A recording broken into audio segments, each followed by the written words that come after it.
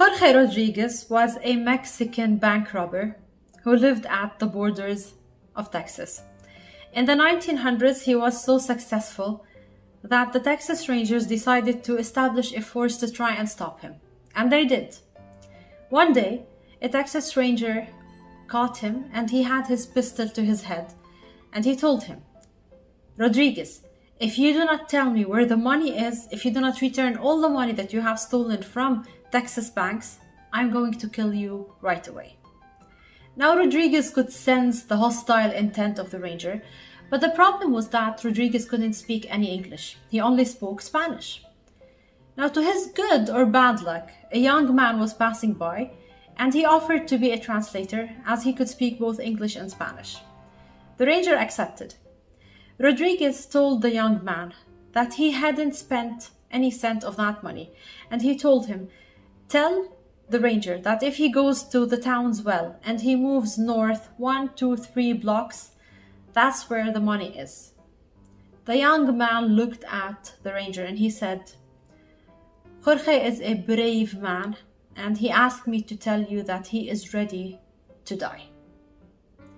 Now, the moral of this story is connecting can either make you or break you. If you do not find a way to communicate effectively, then you are not going to reach your potential. And as a result, you might be frustrated forever. Hello, this is Bisan, and I will help you dominate your life by helping you grow both personally and professionally. If you're interested in leadership, personal development, or communication courses, or if you want to have your free ebook on leadership, then make sure to click on the links in the description below. So what is connecting? Connecting is our ability to identify with others and to relate with them in such a way that we can increase our influence with them. In this series, we are going to talk about the skills and the principles of connecting. The principles of connecting are 4. Number 1, focusing on others. Connecting beyond words. How we can gain insight in how good connectors connect, and then how we can focus our energy while connecting. And then we are going to talk about the skills of connecting, which are finding common ground, how we can find people's interest and inspire them, how we can be authentic, and how we can keep communication simple. How can we increase our connection one-on-one? Number 1, make sure when you meet someone to keep the conversation about them, not about you. So be prepared. Prepare like 2 to 3 questions to ask the other person to allow him or her to speak. Number 2, bring something of value to give the other person before the meeting. Like it could be a book, a CD, a quote, anything. And finally, make sure that when you end the conversation, ask the other person whether there is something else that you could do to them and follow through. How can we connect in a group?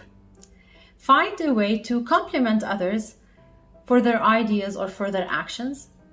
Find a way to add value to other people in the group. Number 3, make sure you do not take credit when the group succeeds and do not blame them when the group fails. And finally, find a way so that you can celebrate success together. How can we connect with an audience? First, let them know that you are excited to be with them. Number 2, share with them that you are willing and you are there to serve them and add value to them. And let them know that they or their organization, they have added value to you. The number 1 criteria for advancement and for promotion is our ability to communicate effectively with others. Zig Ziglar said, "If we help others first get what they want, they will help us get what we want." So it's all about others. Connecting is about others. Tune into episode 2 to talk more about focusing on others.